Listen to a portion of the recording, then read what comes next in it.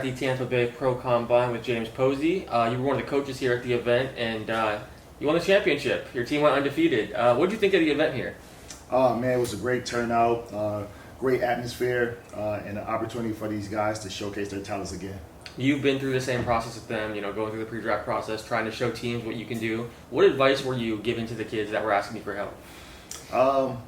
Most importantly, I told them to be coachable, to be good listeners, and also to go out there and just play hard, and not to get too caught up in the things that you can't do right now, because once you get to that team, that you're going to basically be able to work those things out and get better at them. So just come out here, stay in your comfort zone, and just play hard. Give yourself a chance.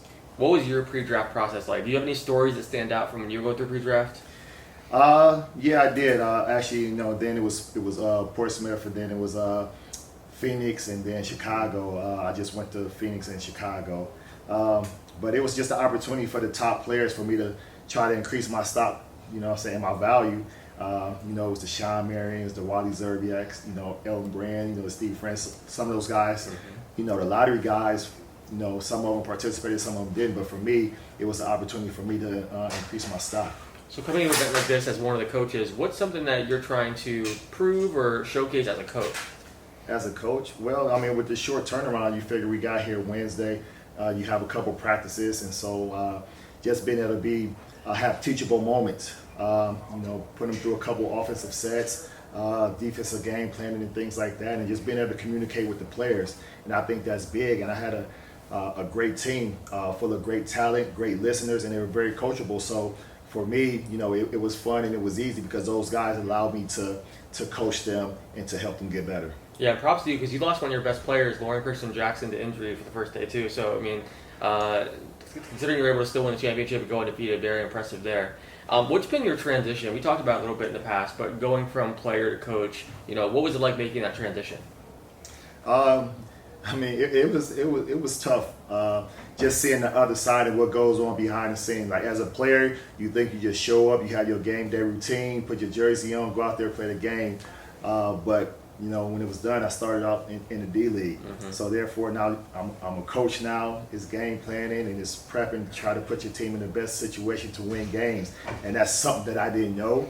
I just thought the coach came in with a piece of paper like, we're going to do this. But there's a lot of film involved. And like I said, just rallying the troops to go out there to play their best and to get wins.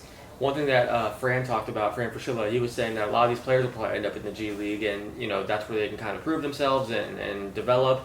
What was your experience like in the G League as a coach, and how valuable do you think that is for the players that maybe are very talented players but need a year or two of that development to make it to the NBA?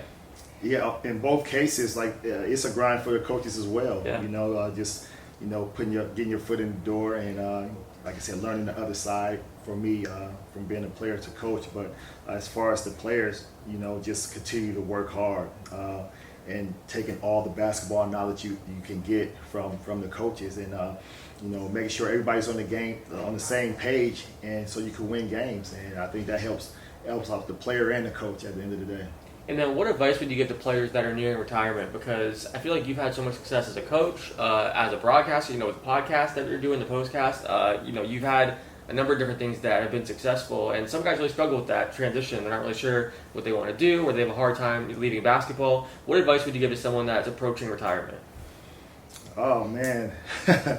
Well, I guess everybody's different. For myself, I knew I wanted to get into coaching. Mm-hmm. And so it was just a matter of getting the opportunity, and David Griffith, he helped me with that opportunity to get into the Canton Charge with the D League then.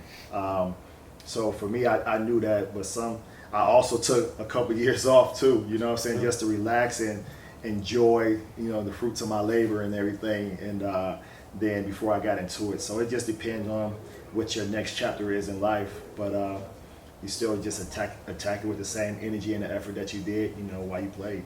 And then who were some players from your team, the last 2 days that kind of stood out to you? People were talking about Sterling Manley, obviously your big man, Terry Taylor. There were some guys that people were kind of focused on. Who was someone that stood out to you? Man, my whole team. Yeah. Like I said, they allowed me to coach them.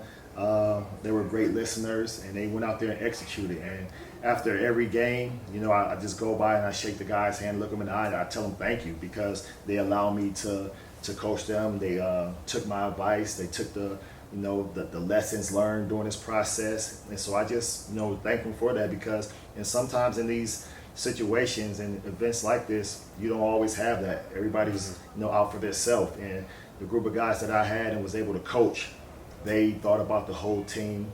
They thought about winning. And from day one, we said we were going to win it all. And that's what happened when we went out. They played to win every game, or at least give themselves a chance to win, and we was able to win it all. Yeah, and last question for you. I was impressed with the quality of basketball, too. Sometimes with these events, like you're saying, everyone's just trying to look out for themselves and putting up bad shots left and right because they want to get their stats up and things like that. But it seemed like, and especially when they haven't played together very much, haven't practiced together, but the quality of basketball is pretty high up there. It was. I mean, if you look at all the games, it was, like I said, the talent was there. And, the coaches, every coach came with a different game plan. Like I said, for me, I just give credit to those kids because they allow me to coach them and help them through this process.